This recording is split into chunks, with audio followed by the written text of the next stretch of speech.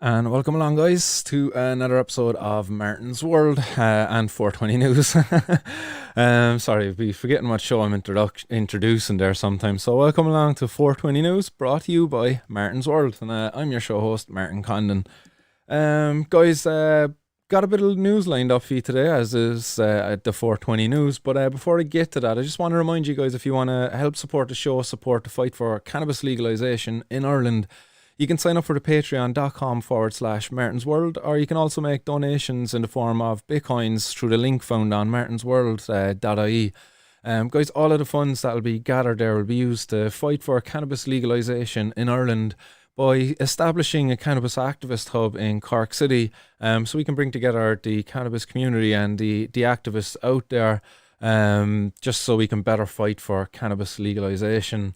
And I see Bono on Twitter or on Twitch out there is asking if I live at the top of that tower, and I don't. Although I've been quite high, you would think I've been living up in that tower. Been higher than that tower, I'd imagine. I've been up there, actually. If you haven't ever climbed to the top of it, it's actually quite an enjoyable trip up. It's a lot of stairs up to the top. And what's happening out there to Sean and John as well, tuning in from Facebook.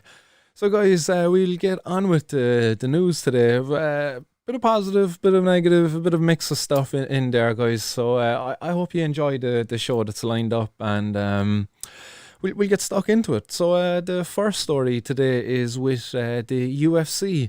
And I don't know if you were watching the UFC over the weekend, but it was great to actually, I was watching it Saturday evening myself, and it was great to hear the audience back there that kicked a bit of life back into the environment inside there. It really got the fighters going as well.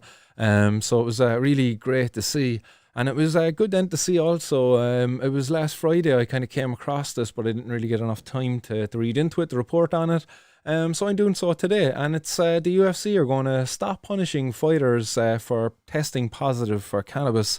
Now, what they have said is that they're not going to allow people to come into the ring stoned or what have you like that. They're also not going to allow people to use it for what they regard as performance enhancing reasons. But basically what they've come and said is that they're not going to punish a fighter for what they might have consumed a few days before, a week before, or a few weeks before the fight, as is normally the case with cannabis.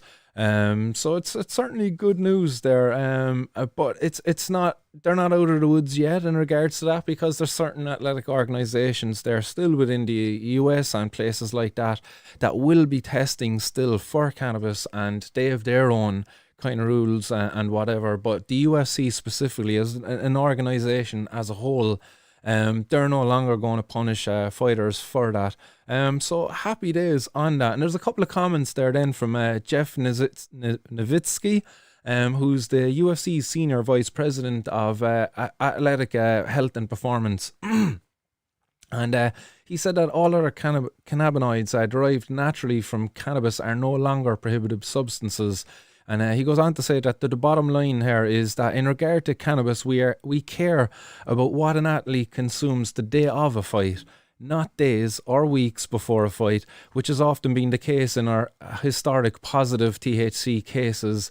UFC athletes will be subject to cannabis rules under various athletic commissions regulations, but we hope that this is a start to a broader discussion and changes on this issue with that group. So happy days in regards to that. It seems like common sense is prevailing, and that the organisation as a whole will be supporting the fighters' rights to consume whatever it is they choose to consume before and in the run-up to their fights.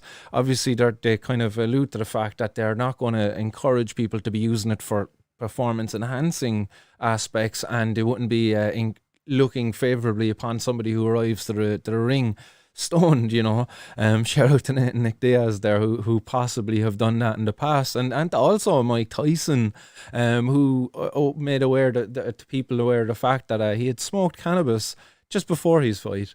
So while this is still a step in the right direction, I just still think there's more to come on this, more positive things, but happy days on this anyway. And we'll see what's to come in the future then from them. Other news there then, guys, we're going to hop on over to Britain, where again there's a bit of fearmongering going on over there from the Brits, and it's that I see a few comments there coming in from people on in regards to that. The UFC, you can remember Nate Diaz smoked a joint at Wayne's a few years back. Might even have been Diaz McGregor too, and that's coming in from Ken Green, who obviously is a fan there of the UFC like myself. You're dead right. I believe it was was it a CBD pen he was smoking, or am I thinking of the fight press conference there after the fight? But there was definitely a time there where Nick Diaz was puffing on some CBD pens and making people aware of the fact that this is a part of his kind of his training regimen, his healthy daily lifestyle, So yeah, nice one there, Ken, for that comment. So I'm happy I seen that there before I drive on with this next one, which is that this super weed is now flooding the streets of Britain. Because you can't make this shit up. Like a few years ago, it was the skunk. It's the skunk, guys. The skunk is the dangerous one that's out there. It's killing the kids. It's not like that weed that your grandparents used to have and what have you. But no, it's the super weed. Like, come on, like, guys, give it a break. Like, it's absolutely ridiculous. It's a poor journalism, really. Like, because there's what do they mean by the super weed? Like, it makes no sense to me at all when they talk about the super weed. Like, to me, all weed is super. And that was a comment, actually, on the article where this was up there. And no surprise, it was coming from the Sun, this article. So it was a complete bullshit article. But the article says that gangs are flooding Britain with super weed as boozers turn to cannabis during dry January. And dry January, if you don't know, is a month where people normally would give up alcohol. And they're saying here is that basically people are turning to cannabis as an alternative now during this dry month. And it says drug dealers are cashing in on the increased demand with the combination of lockdown and booze bans after the festive season, creating a perfect storm. A man who smuggles cannabis from the United States and sells it in Manchester and Liverpool said demand was high. Pardon the pun. He also said that he has loads of new customers who don't normally smoke cannabis but need to replace it, their hit after they get off booze for the dry January. He says, forget dry January. He goes, this is high January. So happy days there. Like somebody's making a killing out here, and it's not because of cannabis, and it's not because of the alcohol. It's because of stupid bloody politicians who just won't get their heads out of their behinds in regards to cannabis. They're continuing to allow it to be sold on the streets illegally by criminals who make an exorbitant amount of money off it, because your man goes on to say that he said he ordered the drugs through the dark web. So a simple job, go onto the laptop, clickety click, and next thing you know, knock on your door, along comes Mr. Postman. Here's your package, sir, full of bloody cannabis. Like, the postman doesn't really know, or does he? Who knows? And then your man goes on to sell it, and he sells it at a nice price too. Like, it's 3.5 grams, and he gets £120 for it, because remember, we're in Britain here now. So I thought we were getting ripped off in Ireland. If there's any truth to this, like, this is equivalent to what we're paying in Ireland. Like 3.5 grams. Some people are paying. No, actually, this is more. Shit, what am I saying? Pounds, actually. £120 is about 130, €140. Don't know what the exchange rate is there. So 3.5 grams and 8 for about €140. I don't think people are paying that out there just yet. I'm hearing quarters, like 7 grams for about €150. And that's bad. But this is worse. And he goes on to say that dealers are using social media and messaging sites like Instagram and Telegram to flog their products. And it's easy pickings there for them, like, because the stuff sells itself. Like, once the demand is there, people want it and they're going to buy it, essentially. Sorry, and just throw my phone on silent there before I get interrupted anymore. But one seller on one of these sites, known as the High Supplier, he promises stealth packaging with delivery in 1 to 3 days. The article goes on to say that many Brits have decided to forego dry January this year, as lockdown combined with gloomy winter weather as people reaching for the bottle opener. Weekly wine sales go up. Other supermarkets say sales of cream liqueur such as Bailey's have doubled, and despite pubs and bars being shut, nearly a third of Britons who started the month intent on going alcohol free have already falling off the wagon. And that's according to some little poll that they ran there. But nonetheless, like, isn't this interesting that the article is talking about one thing, like an opportunity for harm reduction here. A lot of people opting to choose cannabis over alcohol when they're maybe kicking alcohol for even a month. Even if they were to go have an option there to go to something like CBD flowers, that would be great harm reduction alternative for people in terms of the choice of substance they consume and the risks associated with that substance to the person. So there's a couple of things here in the article that could be homed in on and talked about, but instead they've gone the fear-mongering route and talked about super weed. Like, we go into the article, like, there's actually nothing in here to indicate that the weed they're finding on the street is any different to the weed that it is there before. They're just talking all bullshit, all nonsense, all fear-mongering. And then you want to see some more fear-mongering, and I say see because I'd like to show you these headlines because it just backs up what I was saying there, is the disservice the media are doing the public here in the way in which they're relaying information in these articles and the headlines they create around cannabis.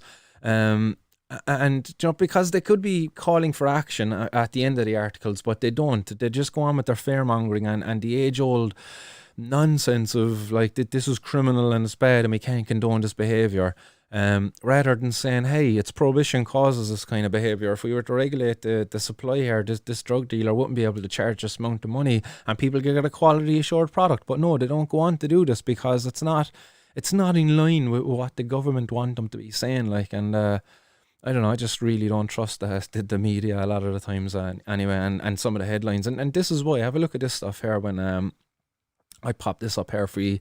And like Death Trap, drugs farm where 200,000 discovered in Sunderland following police raid. And basically what they're saying is that there's a death trap here is because there's a danger to the people living nearby from the farm because it could pose a fire risk. Why does it pose a fire risk? Because it's an illegal farm and the people can't actually get in a qualified electrician to set it up properly, so thereby they can set it up in a poor way and put risk of fire. Another reason is why a lot of the times these guys try to bypass electricity, because why? They're criminals already anyway. They're growing an illegal substance. Well, feck it, I'm breaking one law. I might as well just steal the electricity and break another law and make even more money. Why would you bother paying for electricity when the product you're growing is illegal? And the fact that the electricity company now can bill you for big high electricity bills, it's going to draw a lot of attention, so it's not in your favour to go legit and be forthcoming about what you're doing. So thereby you set up cannabis grows where there's a big risk of fire and all that. Really what this headline should be saying is government politicians should really legalise cannabis because cannabis growers are setting up death trap cannabis farms. That would be a lot more of a thing, you know. And one such farm worth 200,000, let's say, and potentially, let's say, 5-6 harvests a year, that farm could produce 1.2 million of cannabis if it was doing, say, 6 harvests a year. They talk about the tax there that could be brought in from that and all of this, but no, they don't do it. It's just death traps and drugs farms. And it's like, get onto your police and rat out, you know, if you smell anybody growing cannabis in your area. Absolute nonsense, like. But it says police were called into an address in the railway thing shortly after 4 a.m. on Monday, January 18th, after a member of the public reported they thought a burglary was taking place. So again here, they actually just come across this by bloody accident. Do you know what I mean? By accident. This is how dangerous cannabis is, that they just stumble across these bloody grows by accident. Absolutely ridiculous. The eagle-eyed residents spotted a group of men attempting to barge their way into the property, but the group left a short time later empty-handed, and that prompted police to carry out a search of the area. And upon entering the address in question, they found a man fast asleep on the settee. So your man managed to sleep through whatever was an attempted burglary, I'd imagine, on the Cannabis Farm. And again, another issue: the fact that they can't even report this to the cops afterwards if they were to have been robbed. They just have to take it as a hit, like, and that's that. Maybe they have an idea who's done it, and then you've got violence ensues afterwards, like, more a cause of prohibition. Man, it's ridiculous. Like, it's just so circular. It's just the whole thing, just all around prohibition. Oh, it's just such a bloody negative thing we have in our society. More than 200 plants of various stages of growth were seized, and it transpired that the electricity had also been bypassed, which is what I was talking about, the fact of these guys are criminals. Why do you expect them to pay for the electricity? Of course they're going to bypass it. If they can do it, if they think they can do it, they're going to do it. Are they going to do it safely? Maybe, maybe not. But again, if this was a regulated thing that they could do, they wouldn't be doing this, because there wouldn't be criminals doing it. Do you know, the real criminal minds would feck off and do some other criminal stuff, but the entrepreneurs out there, the legitimate business people, they would be setting these things up in a safe way, and in line with whatever the safety requirements would be for that kind of a facility. But no, it's criminals doing it because of prohibition. A 51-year-old man was arrested on suspicion of producing the Class B drug, and he remains in police custody at this time. And you see some photos here as well of the grow, and it's a pretty, it's a basic operation. It's not even sophisticated as they're trying to even probably make claims to. Oh, it's a very sophisticated cannabis grow operation. No, yeah, Judge. What a nonsense! Look at it. Like, it's a bunch of plants all clunked together, like pots on top of each other. High intensity planting, like very little love given to each individual plant at all. It's just maximizing the amount of plants in as small an area as possible by the looks of it, which isn't the best way to be growing it. But look, it is what it is. There's more there within the article if you want to go and read that yourself. But I just want to flick on over there to another article there that's quite lengthy, this one, so this is why I'm not going to bother reading the whole thing. But another one there, and it's up here, it's that police fear massive threat to life from fires as 2 more cannabis setups busted. So, like, imagine that, right? There's your headline. Police fear massive threat to life from fires as 2 more cannabis setups busted. But why isn't it over in the UK? Well, why isn't it police chief constables or whoever it is in charge in these areas? Why isn't it police chief constable calls for government action to legalise the growing of cannabis so that unsafe cannabis growing practices can be ended? Why isn't that the headline? Why? I don't understand it. Like, I really don't. I thought the UK was is somewhat favourable in regards to this. You have the can card where it says the police are supporting it and stuff. Like, somebody's got to grow the cannabis for these bloody patients that they are getting these can cards. What the hell? Like, well, why isn't this being reflected in this kind of thing? Like, and it's just a load of nonsense, really. Like, again, go check that one out if you want. Like, I'm not going to bother reading this article at all. Because it's a lot of bullshit, really, when it boils down to it. They're just trying to spread fear amongst the community against cannabis growers. And cannabis growers, a lot of them are doing a service in the community, because the cannabis they could be growing could be for sick patients, because our government are so bloody ignorant and they don't allow people to do it for them legally. So go have a read through that. It's not too long an article. It's only a couple of paragraphs there. But again, I'm not going to bother reading through it, because there's nothing positive within the article at all. It's just all a load of fear-mongering nonsense. So onwards we go, guys. The more positive news, and to a country I very much love, and I really hope I do get to visit again someday in the not too distant future. But it's Thailand, and it's that Thailand is now serving cannabis at a restaurant in one of its hospitals there.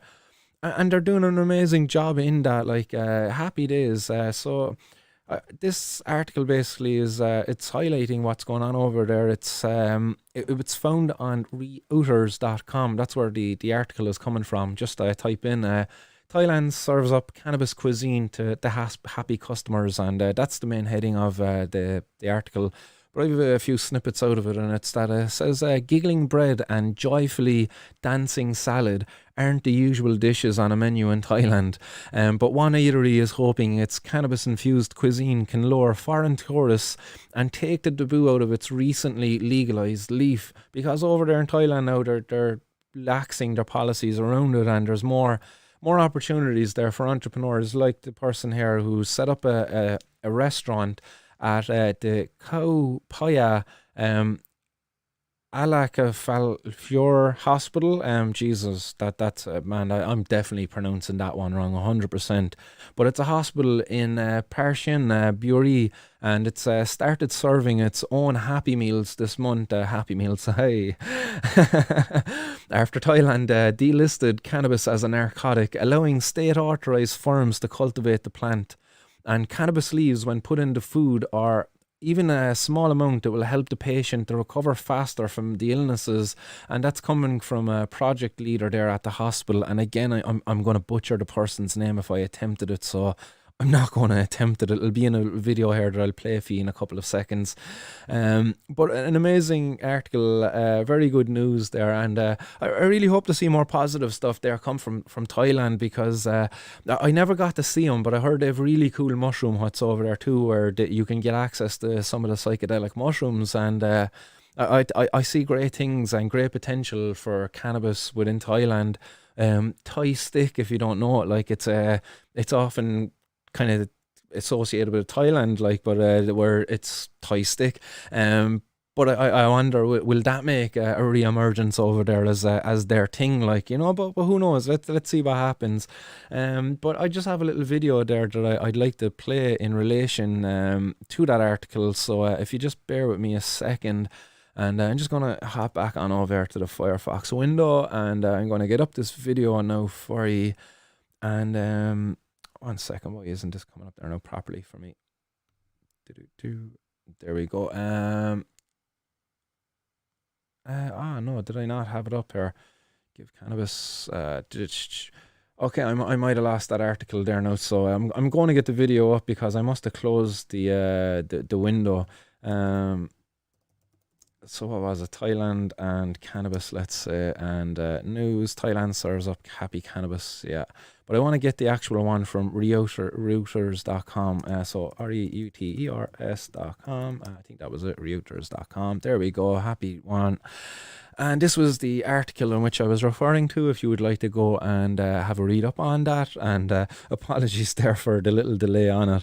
But this is the video here that I wanted to play for you guys. So hopefully the audio comes through and everything for you. So fingers crossed.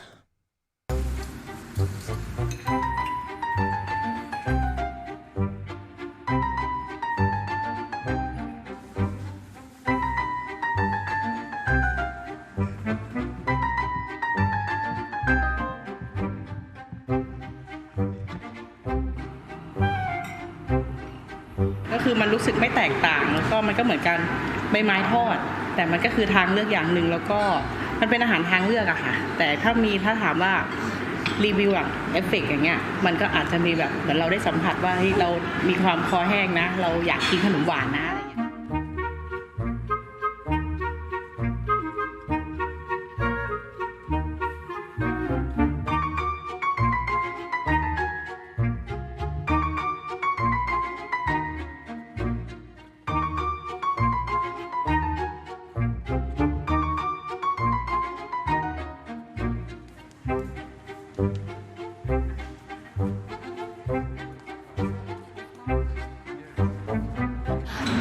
They said cannabis leaf when it put in the food or even small amount and also in the remedy it may help the patient to recover faster from the illness because cannabis leaf can improve appetite and make the people sleep well and also being in a mood in a good mood.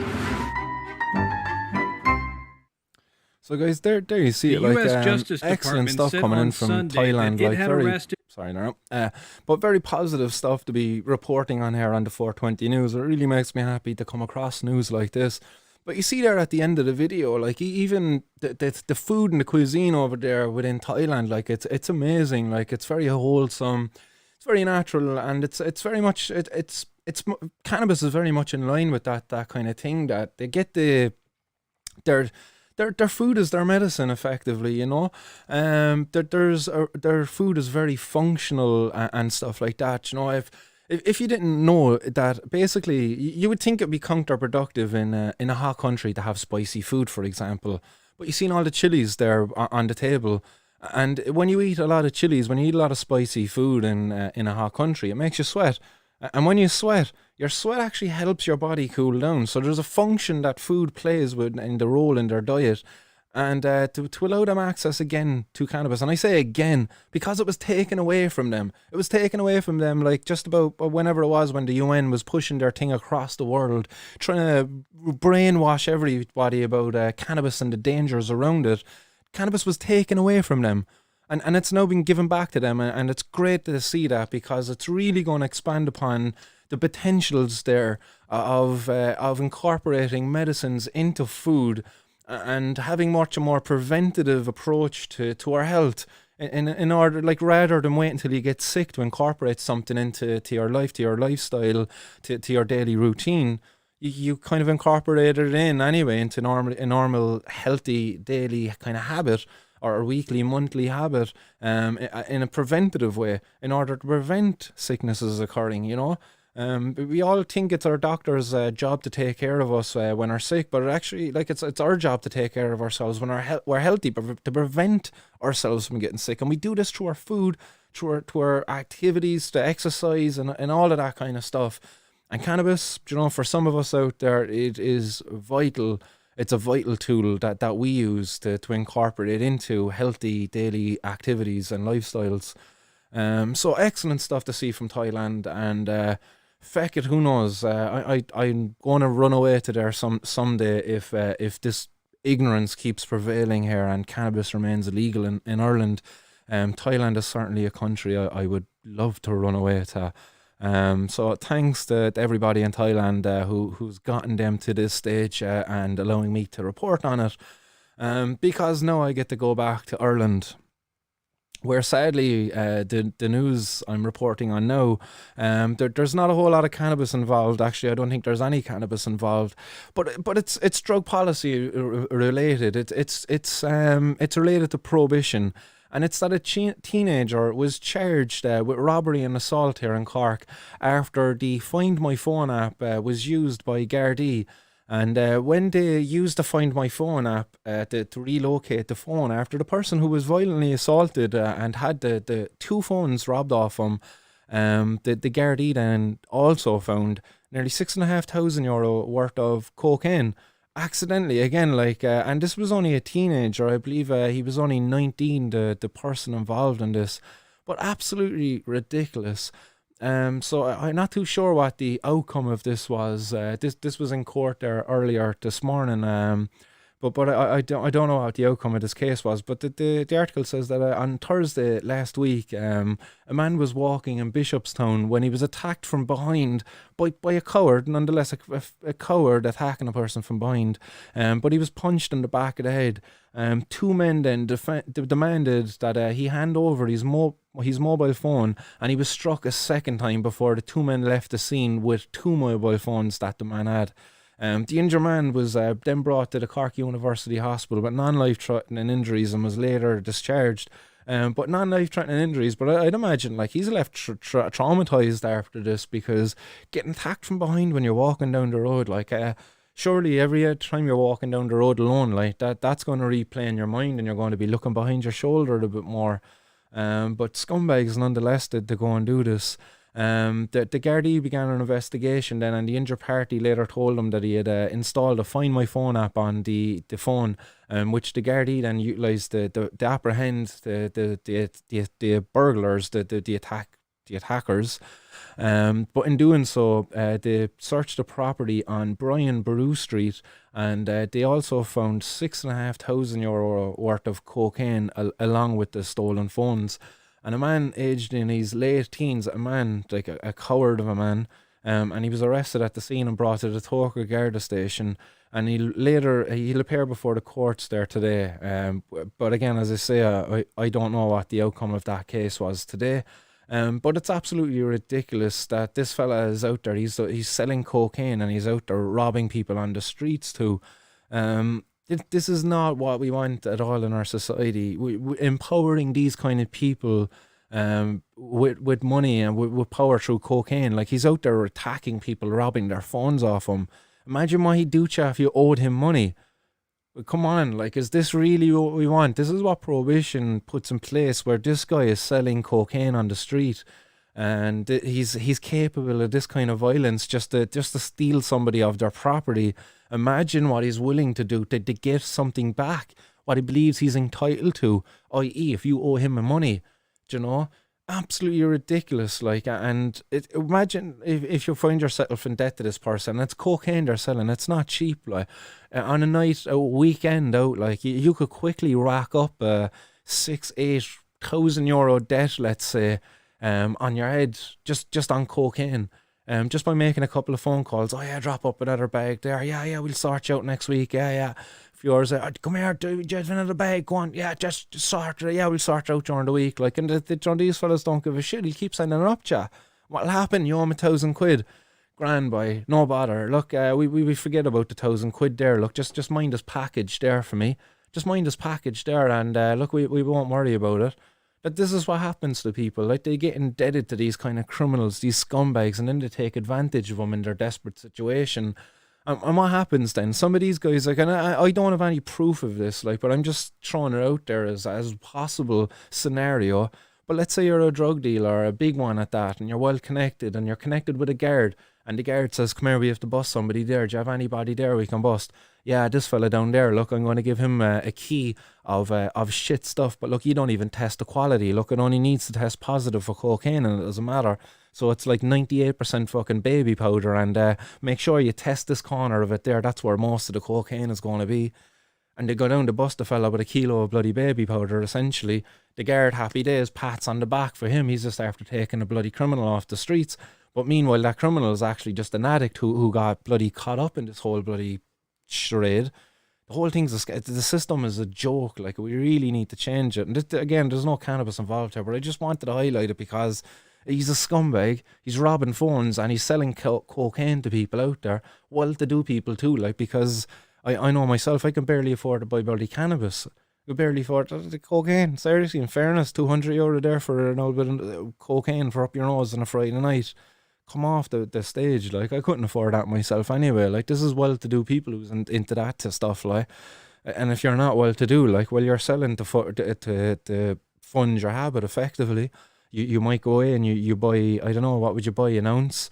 And you break up the ounce, you keep back whatever your profit is in the form of cocaine, and you sell the rest of it to the few people you know that can afford to buy it. It's a joke. The whole thing's a joke. Like, I mean, the sooner we end it, the better. The sooner we decriminalise the drug user, the better, and start controlling the supply. Like, this is ridiculous. Because the next article has cannabis involved, and it runs on in relation to that one then, and the fact that, like, this guy who is a tech engineer has been jailed for what he says is a gambling addiction, effectively. But what the judge says it was for drug dealing. Because what he got caught up in is he racked up a debt on his head because of his gambling. So I'd imagine he was gambling maybe illegally through improper gamble debt. I don't know. Maybe he was working with loan sharks. Loan sharks were giving him money to go down to Paddy Powers to do these bets, maybe. But the same loan shark was probably the same scumbag, like your man who was robbing phones off people, you know what I mean? Out there kneecapping people to get their money back and all these kind of other violent things. Well, maybe this was your man's loan shark. And that loan shark now has a big debt over this tech engineer's head who was unemployed at the time and done a lot to become a tech engineer. That's no small feat. That's an accomplishment in of itself. But unfortunate to this guy, he finds himself addicted to gambling or whatever, made a few poor choices, and he finds himself at the mercy of maybe this loan shark. And this loan shark then turns around to him and says, hey, come here, boy. Here's a package there. Look, that debt you owe me. Look, we'll forget about it. I just want you to mind these packages there for me. There's going to be a car come up there once a month. He's going to drop off a package and there'll be a van come later on and he'll collect it. Don't worry about it, look. Don't worry about it. You don't even know what's in it. Sure, you won't even get in trouble. You can just play stupid. Tell them you're a gambling addict there or something, and they might be lenient towards you. But not in this case. Sadly, not in this case. And the full article, it's up in breakingnews.ie. But it goes on to say that a tech graduate with no previous convictions who was caught with €35,000 worth of cocaine, he claimed that he was storing it in order to pay off a gambling debt. As I just outlined the scenario, a very possible scenario. And he's been jailed for not one, not two, but three years for just storing drugs, for just having drugs on his property. 3 years, €35,000 worth of cocaine. Not a small amount either, like, but still, the €35,000, it's only that price because of the prohibition around it. Again, you remove the prohibition, you clean up the supply. Watch that price drop. But anyhow, the Gardaí seized over €35,000 worth of cocaine, and it was on Pope's Quay here in Cork City again, and that was on the 21st of December back in 2018. So this article is only coming up now, so the case is only coming to I'm not too sure why it's only coming up now. But what Detective Garda Robert Kennedy told the Cork Circuit Criminal Court that Gardaí had received confidential information in relation to Paul Burke. They observed Mr. Burke, who was 37 at the time, leaving his apartment in Coppinger's Quay, Cork, and they spotted him exiting in a van with a parcel. The package contained cocaine and it had a street value of €32,515, and it also had cannabis valued at €814. And Mr. Burke was arrested and detained at Mayfield Guard Station, and he readily admitted his involvement in the crime and said that he was storing the cocaine to pay off a €1,000 gambling debt. So from the get-go, that was his story from the get-go. Like, so I whether it was true or not, look, I'm not judging him on that. That's his story. That's what the man said, and it's a very fallible, like it's fallible. It's a very believable story. Anyway, it's a very likely thing to happen. And his defence barrister said that the client had carried out the transaction in a bid to pay off his gambling debt, and that he had come to court with a cert proving a clear urine analysis and received a sharp shock having been in custody pending sentence since November 2020. So he's in court, he's in custody for the last 3 months. She stated that he was a graduate from Dublin IT and had also studied electrical engineering at UCC and was a former technical support agent with Apple, and had seen a life go on a downward spiral arising out of a gambling debt. So again, a man who'd made a few poor choices. Look, don't we all make a few poor choices? We go left when we should have went right.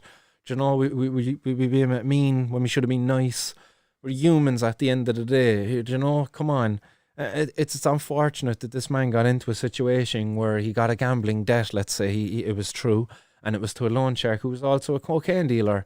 That's unfortunate. But it's a society that's created this situation, not the situation where a man gets into debt to a loan shark, but in a situation where a loan shark is a cocaine dealer and will make a gambling addict store drugs for him, illegal ones. Like that, the fact that they're illegal is the problem. If they weren't illegal, it wouldn't really be an issue because it wouldn't be happening. It wouldn't be happening. The cocaine would be stored in illegal premises if it was all above board and sorted out. But no, we prohibition that sorts this out. And a massive benefactor of prohibition then, because it keeps them nice and busy anyway and allows them to sit in a nice high horse and demonize or stigmatize people. And it's my buddy Judge Sean O'Donovan who is overseeing this case and who gave your man 3 years. He gave him a 5-year sentence and 2 years of it suspended. And your man had no previous convictions.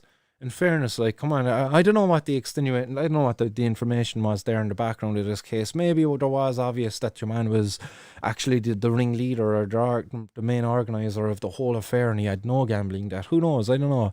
But like, Judge Sean O'Donovan, he said that Burke had allowed his life to get out of control.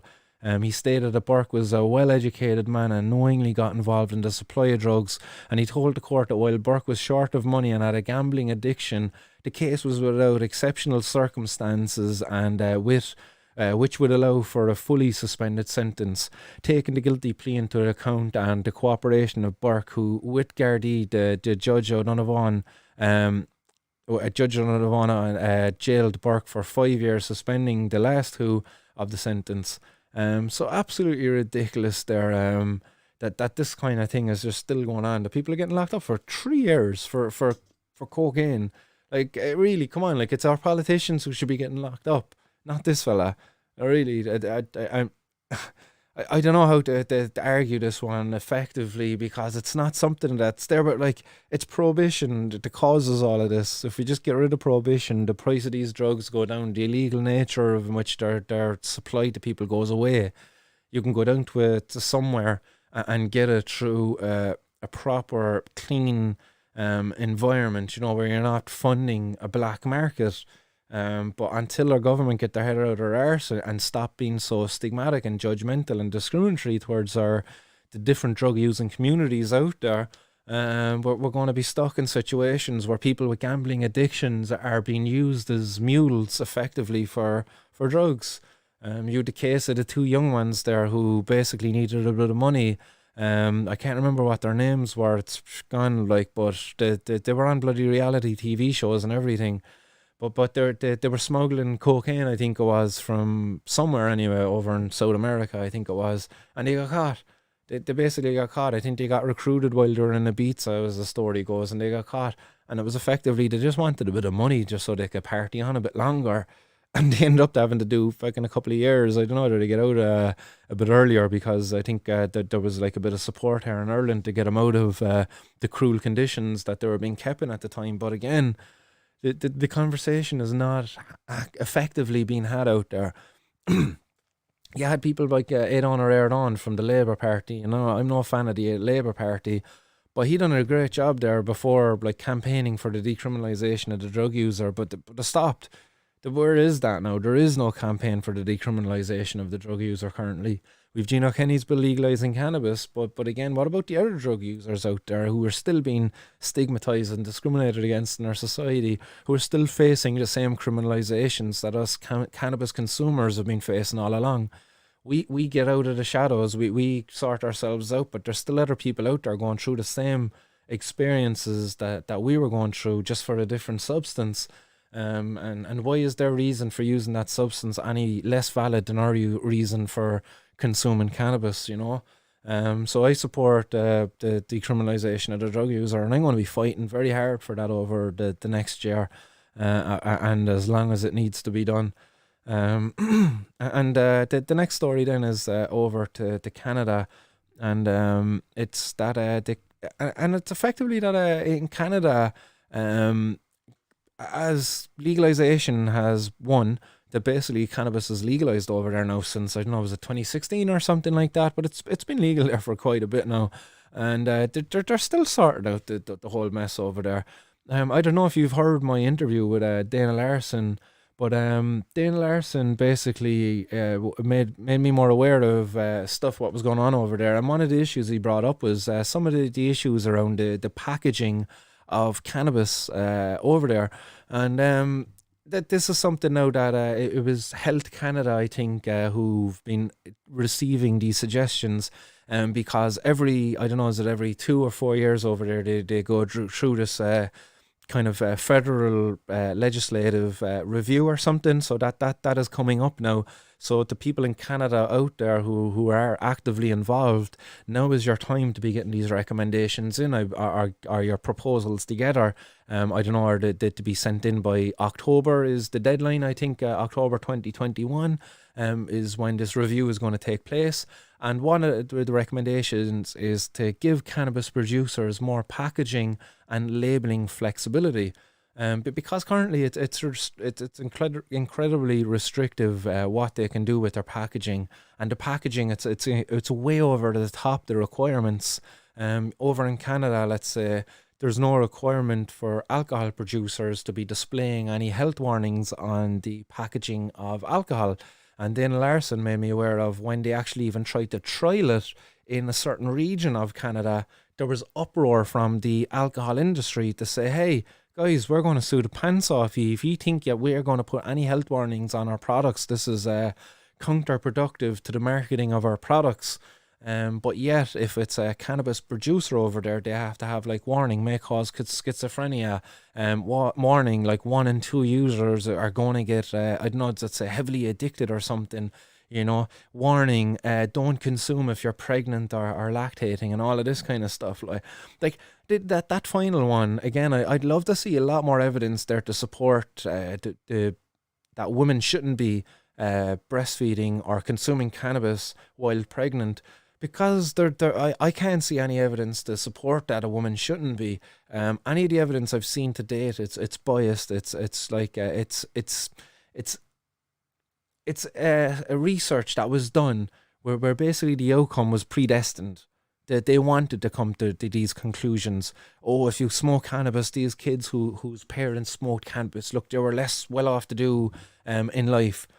But actually, they don't talk about the fact that no, these parents who were the ones consuming cannabis were also parents who might have been coming from broken homes, coming from disadvantaged backgrounds, coming from, do you know what I mean? That these kids were already predestined to kind of maybe not do as well as a kid coming from a parent who didn't smoke cannabis, because that parent who didn't smoke cannabis also came from a family that had two parents who worked, who were there all the time to support the needs of the child. Do you know what I mean? They don't really allude to all of the wider factors there. They just were like, oh no, this parent smoked and this child got an F on his bloody whatever, and there we go, join the dots. Cannabis bloody rots the brain of an internal baby, and if you smoke one joint when you're pregnant, your baby's going to do terrible in life and he's gonna murder people. Like these are the outlandish claims that were coming to in some of these studies. So again, like I think there's more benefits there to why a parent should be consuming cannabis. I'm not saying smoking, I'm saying consuming cannabis. And when I say cannabis, I'm not saying consuming cannabis in order to get stoned and play a load of PlayStation, eat a load of munchies and watch a load of Netflix and all of this nonsense. No, I'm saying consume cannabis as part of a healthy lifestyle. Guys, everything in context. Like, you could go down the road and pick out the worst fella and use him as an example as to why you shouldn't do X, Y, or Z.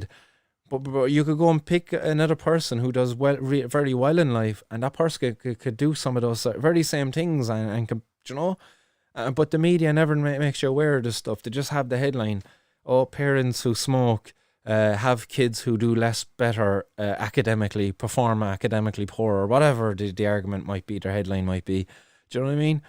So it's all nonsense, and it's all reefer madness, and it's putting the industry at a disadvantage there in Canada, and it's creating a load of bloody waste over there as well because of all the plastic packaging, the child proofing that needs to be put in place.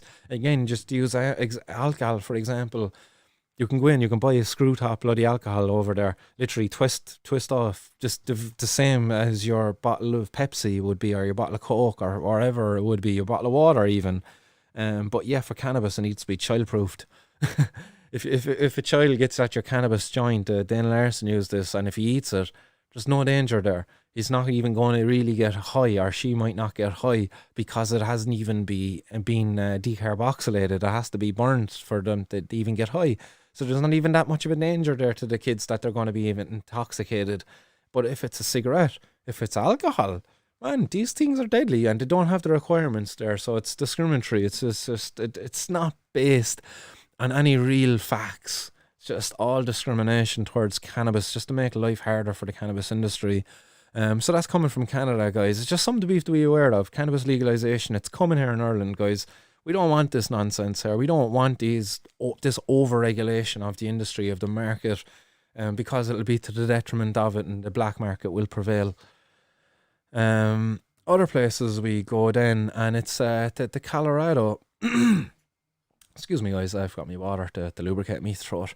But in Colorado, it's not the major sales records that have been set there that are the milestones of the industry. In fact, it's the fact that cannabis, the industry remained open throughout the whole of 2020. And these are comments coming from a couple of dispensary owners there within the industry in Colorado. And they're talking about the fact that cannabis stores, they remained open as essential services throughout the whole pandemic, and I've talked about this a couple of times, but again, it was an article that came up there, and it was a positive one again, because there was a couple of positive things that to highlight within that. And basically, it was back when the lockdown happened, when the lockdown was being announced and all of this. There was a big rush out on all of the dispensaries, and in reaction to that rush, like the state senators or whoever in power there within the states, they turned around and said, no, actually, these stores are essential. They're going to remain open, and their service is an essential service within the community. Like, just that statement alone, like, that says it alone. Like, our legislators, our policymakers, like, this cannot be ignored at all. The fact that these are made essential, this is an achievement in and of itself. Like, and like, the reason I go back to it, you just can't overstate this enough. Like, it was how much of an achievement that really was in 2020, that cannabis stores remained open where they were legal as an essential service. And you look then in Ireland, let's say, it was one of the reasons brought up as to why people were stopped breaking the restrictions put in place during the lockdown. It was because they were going out to get their cannabis, going out to get their cocaine, going out to get their whatever, you know. And just, you know, cannabis, it's an easy one for us to sort out. And in line with the pandemic and with the recession, man, it's ridiculous, because look at the recession, what it could do for Ireland. It's tremendous. In Colorado, did you know in Colorado in 2020, over $2 billion was spent on cannabis products over there. Absolutely, a tremendous amount of money being spent on cannabis and cannabis products. Imagine how much money is going to the black market here in Ireland in line with that kind of thing. But because when we compare it, it's ridiculous. When we compare, excuse me, Ireland with Colorado, I'm going to pop it up here. We've Ireland's population. So let's get rid of this text there. But Ireland's population, it is 4.9 million people. And this was going back in 2019. I don't know, that. Let's say for argument's sake, Ireland's population right now is 5 million people. Just to round it off, it's 5 million people. We look at Colorado's population. It is 5.8 million people. So let's just round that up again. Let's just say it's 6 million people. So 5 million versus 6 million. It's very close, very similar. You know what I mean?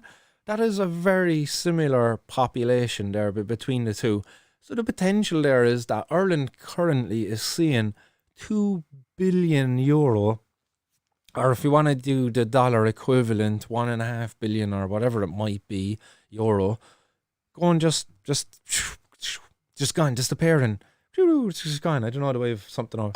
No. There we go. There we go. It's just magically disappearing. Just overnight. Or just, you know, once a year. €2 billion every year for the last how many years. Just disappearing off of the thing and into the black market. And it gets cleaned then again back through different means and whatever. Like, again, shout out to the people who made The Union. Very good documentary as to how the black market stimulates the economy. But again, €2 billion we could be generating in Ireland every year. So, man, that is ridiculous. Like, even if we put a 10% tax on that, 10%, 200 million euro every year we could be using for X, Y, or Z.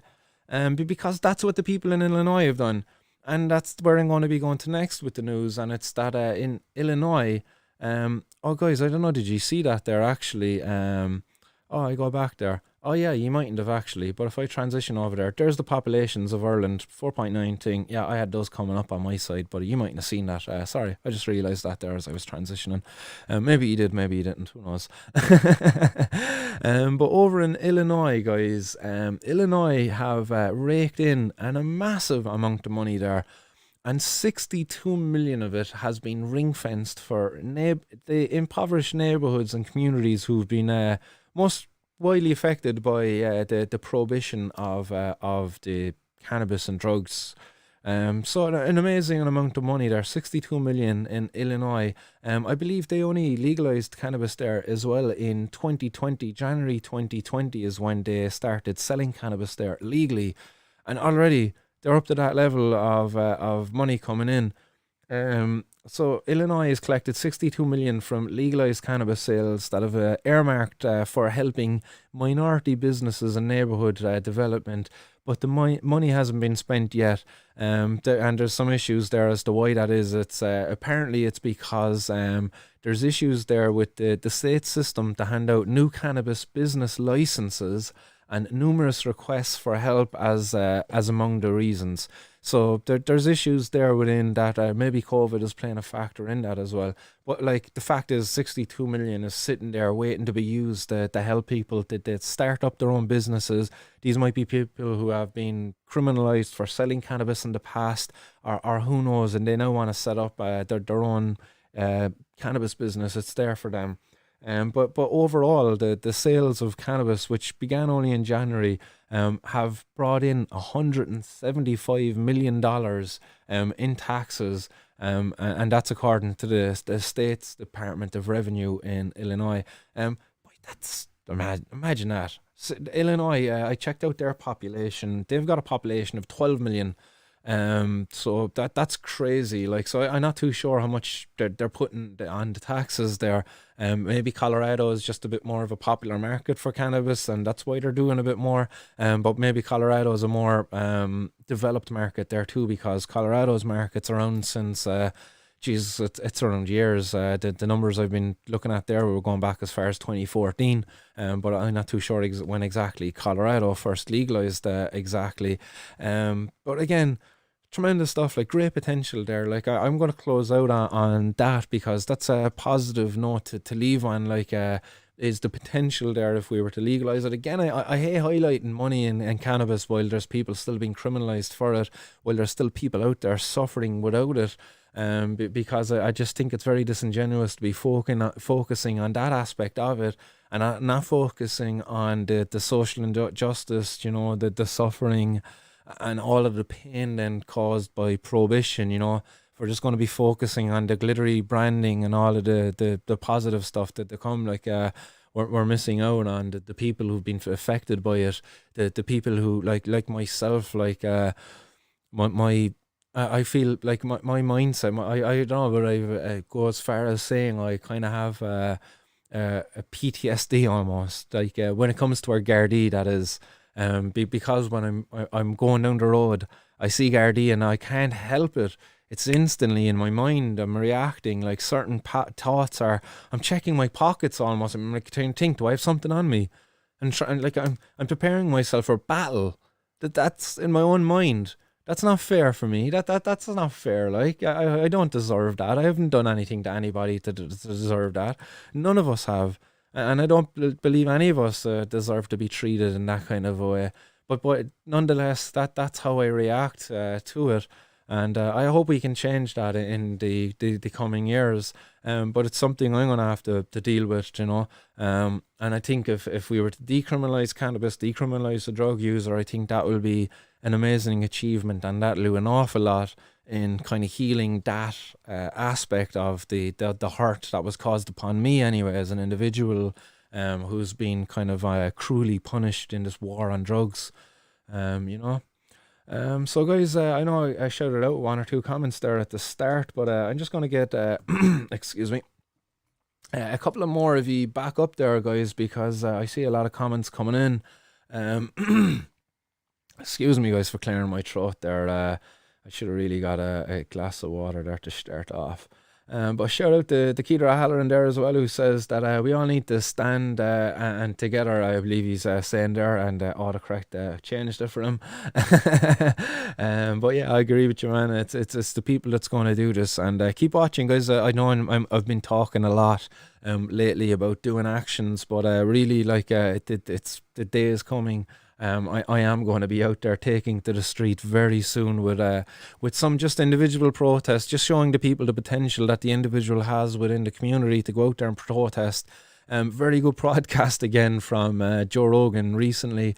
Can't remember the name of the individual who was interviewing. I'll see if I can quickly whip it up. But he was talking about the potential there of the individual today, and in the power of our voice and the reach of it. And he said, like, he was on about before that never before had people the power to reach hundreds and thousands of people through the different social media platforms that are afforded to people today. And he was on about, I can't remember who the example was that he gave, but he was on about an individual who went out and he used his, rather than using the power of words, he used the power of actions in order to capture the attention of the media, and he burnt the American flag, which at the time was an illegal act. And I just thought that, to me, like that just was getting thoughts firing in my head, like civil disobedience, guys. It's the most powerful thing us as individuals have in order, like to attract attention, not to the act that it is that you're doing, but to the words that it is that you're saying while you're committing the act. Because, like, sadly, the media don't really give too much attention to these social justice causes. You know, we seen in August there, I held a very good protest down in the by the Fitzgerald skate park, and the Gardaí came down in crazy numbers, like whoop, whoop, like literally like 7 or 8 vehicles rolling in across like 20 odd shades, armed and everything, for a bunch of people smoking cannabis. Like, and the media never really gave that story justice. I think it might have been covered once somewhere along the lines, but just a little mention on the back of another article of another story. So it didn't even make the main story of that article. But yet, it was well worth it. There was a cannabis plant there, a big huge one. There was a video there to show the whole affair, and they never captured it because why? I believe it was the message that was going with the video.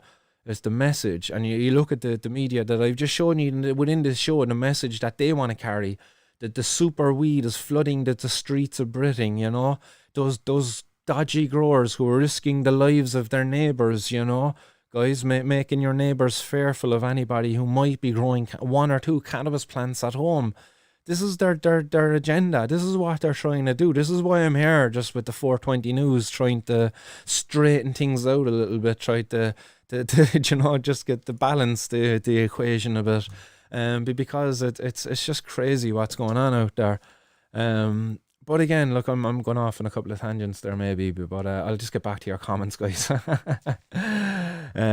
John Roach adds in that he'd love a bit of skunk, and yeah, you know, I'd love a bit of good skunk as well. I haven't come across a bit of good skunk in a while. John Finnegan says that he once competed in a kickboxing tournament while very stoned, and it was great crack. And I was there with you as well, man. I competed in Thai boxing, and I wouldn't say I was very stoned, but I wasn't not high. I certainly wasn't low, you know, but I wouldn't say I was stoned. Like, I was focused, I was in the zone, like, so it certainly, I can see Dana's wide argument as the how it could be potentially used as a performance enhancer, but for me, it definitely helped get me in the zone anyway. Catherine McDonald, shout out to Catherine there, who gave me an amazing book there as well. Thanks very much, Catherine. The book was based on cannabis, the law, your human rights. I can't remember the whole title of the book actually, but a really good book. So thanks very much, Catherine. She says another great show, and Sean adds in that I can get 8 grams for €100. So there you go. Look, and over in Britain, apparently this dealer, maybe he was lying, and he said he can get 120 pound for 3.5 grams. So there you go, 8 grams for £100 out there, according to Sean. Ken Green adds in there, prisons, they're no joke. Like 70 men to a cell, they sleep on the floors. Yeah, prisons are no joke. Been there for 5 days myself. Absolutely ridiculous. 70 men to a cell, I believe, where you were on about there. Oh yeah, Thailand, he says, have come a long way in a short space of time. Had a buddy locked up for 10 days over there for a joint, and then he got deported on release. So that's where he was on about, 70 people locked up and people sleeping on the floors. That was in Thailand. And when I was in Thailand, I stayed away from cannabis while I was there, just simply because of that. While I went to Phi Phi Island, there was a bar there called the Rasta Bar, and I was just like, feck it, like, this was just too good an opportunity. I said I'd try it out, you know. So I did. Other comments coming in there then as well. Emmett Dorgan says that he passed his driving test. And well done, Emmett. Happy days. I too passed my driving test. Hi. I did. I passed my driving test high. I also failed it high, but I failed it high while I was at Wilton, which has the highest fail rate in the whole of Ireland. At least it did at the time. And then I went out to Little Island, where the testing instructors were really cool, and I passed it there. So happy days. The reason I failed it in Wilton too is because of a stupid little makeshift roundabout that shouldn't have even existed. Where it comes from Carey's. If you're local in the area, you probably know the one. But some clown pulled out in front of me and I had to jam on my brakes because of him, because he was rushing out. He was literally speeding and there was nothing I could do. And anyhow, I'm not going to make excuses on that one. I failed it first time, passed it second time. Whoop, whoop. Happy days. And well done and again there to Emmett. I don't know, maybe you passed that ages ago. John says, nice little cheeky hit there from the bong. Yeah, I did. I managed to get a little hit there in while the video was playing. So, yeah, just as I was technical issues getting started with you there earlier, but so I didn't get a chance to have a hit. The ball was there, so I just partook in it. Luke Flanagan, where is he? And that comes in from Keiter Halloran. I don't know, man. I second that. I'd love to hear from Luke Ming Flanagan. So I'll send him an email there and see what the crack is with him. See if he'll come on the show for an old conversation with me and just shoot the breeze around what's going on over there in Europe and what's going on in between his ears there in regards to the cannabis and other things that might be also on his mind. So I will put a shout out there to Luke Ming Flanagan and to anybody out there who's a close connection with him. If you know him, let him know I'm looking for him. Teresa adds in there that they're just waiting for Joe to get sworn in. For Joe Biden there to get sworn in. I haven't been watching US politics actually as of late, so I didn't have a clue what's going on over there except what's going on in the cannabis world. Keith O'Halloran adds in, the Irish government couldn't organise a piss up and a Brody. And I would kind of agree with you in that, except they can organise corruption fucking very well, lads. This kind of whole misuse of drugs act, like, and all of this, like, it's very well organised and it's the government keeping it there, like, so I'd give them credit where it's due, you know. So I would agree with you in a certain sense, but I think they can definitely organise shit when it's needed in their own advantage, that is, not in the advantage of the people. Other comments coming in there as well, guys. Sorry there, I'm going to just get in a couple of more comments from other streams because there's comments coming in from other streams out there as well. So some comments coming in from, where am I, YouTuber? Guys, where's the YouTubers? I don't see. Oh, there's one or two YouTubers. It was just all Facebook there for ages. I thought I was seeing the wrong comment stream. Go on Facebook, guys. You're staying strong out there, guys. The Facebook community is staying strong. Because like that was just all Facebook there so far because the YouTube community were quite silent. At least they were on my stream for whatever reason. It seems there's comments going on out there between people on YouTube. Miss Tawes says that Little Collins were talking about starting a Feed the Birds campaign in Ireland too, and he says he can't wait, or she says, "Ken, she's a man. I'm sorry for gendering these people. It just comes out." But they can't wait there for that campaign to start too, and me either. And shout out to Little Collins too, also who got robbed there last night, guys, and that should have made the 420 news there, but I was only made aware of it about an hour or so ago. But they got robbed last night. Their Galway store got robbed. It was broken into. I don't know what the extent of that robbery was. But they're a CBD dispensary here in Ireland. I mentioned them a couple of times on the show in the past, but they were robbed there, so I'm not too sure the extent of that there, so shout out to them. But they're going to be starting a Feed the Birds campaign, which is basically using hemp seeds to feed the birds in hope that the birds will carry the seeds off, drop them in little places, and have the plants, cannabis plants, just growing. Shout out to whoever there on Twitch. I believe that little notification came in from, I think. I have to get these notifications sorted out there, guys. Apologies. Catherine comes in there. She says, we should all post cannabis books to all media places in Ireland. Yeah, we should definitely be sending them, like I would say, media, an email campaign, sending them all these positive articles, educating them in all these ways. I wouldn't be burdening people in their pocket anyway to be buying books just for the purpose of selling it to some media company who's going to just ignore it. But certainly email campaigns, letter campaigns, getting angry over certain articles, certain headlines, Certainly, doing these things are definitely very worthwhile if you have the time at all. Guys, record a little message, send them into me too. Like if you read a message, or if you read an article out there, and if you want to be a correspondent here on the 420 News, if you would like to do correct that headline, guys, take the time, do the honors, and send it in to me, and I will give you all credit. That's some of the new things I would like to do with the show. I'd like to incorporate a bit more of the community's feedback and experience in this. Like, you know, if you've been robbed of your cannabis by a guy in a uniform claiming to be representing some authority force, but he's nothing more than a bloody gangster, let me know. I'd love to hear from you. Do you know, whether it be anonymously in just an audio clip, or whether it be through a message on any of the platforms there which I'm currently hosting on. I'd love to hear from you and get you to be more of a part of a show.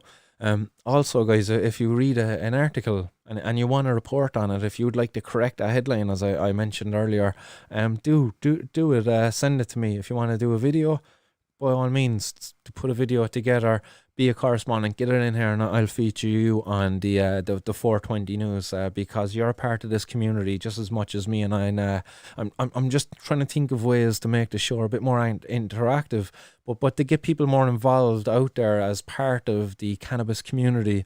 So if you're all interested in that, by all means, do get that content to me.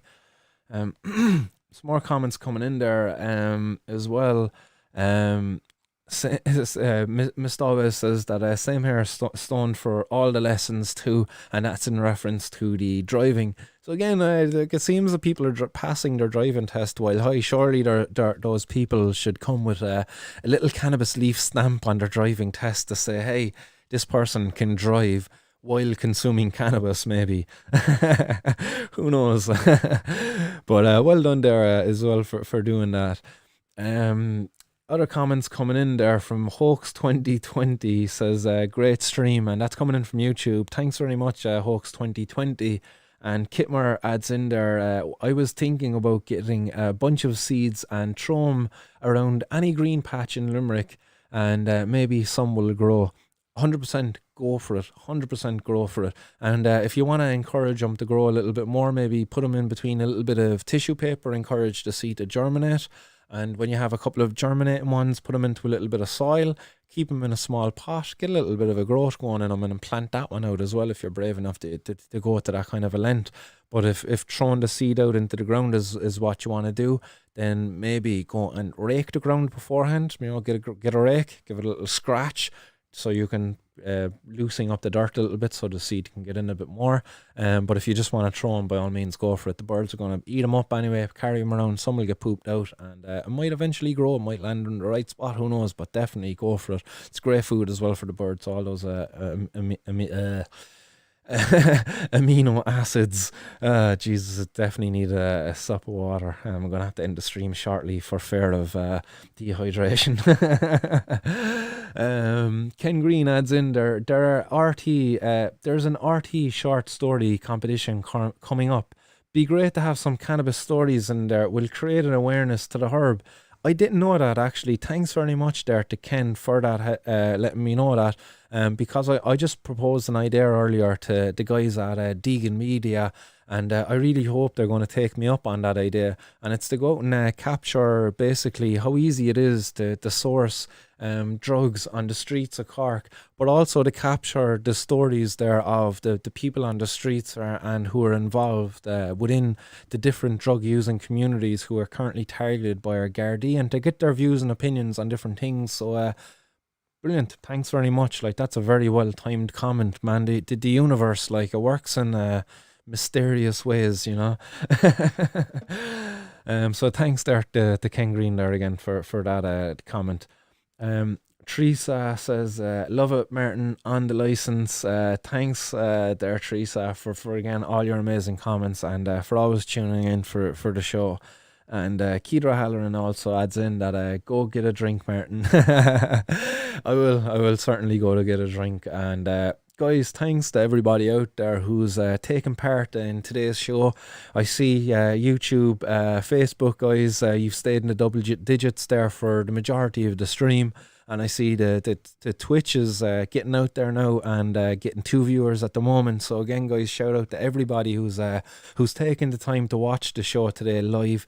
Guys, I hope I've kind of planted a few seeds within your own brains, within your own minds, as to the effects prohibition has, and as the role each individual, each of us can play in order to change the way in which our society looks upon this, and the how long more prohibition is going to remain a thing within our society, because we all have a role to play in it, you know. So I'm just doing my job here anyway, guys. And thanks to everybody who's commented. Thanks to everybody who's shared the streams. Thanks to everybody who's signed up to the Patreon and who's made donations there through the martinsworld.ie in the form of bitcoins. Guys, thanks very much. Love you all. I hope you all stay blazed out there and keep her lit.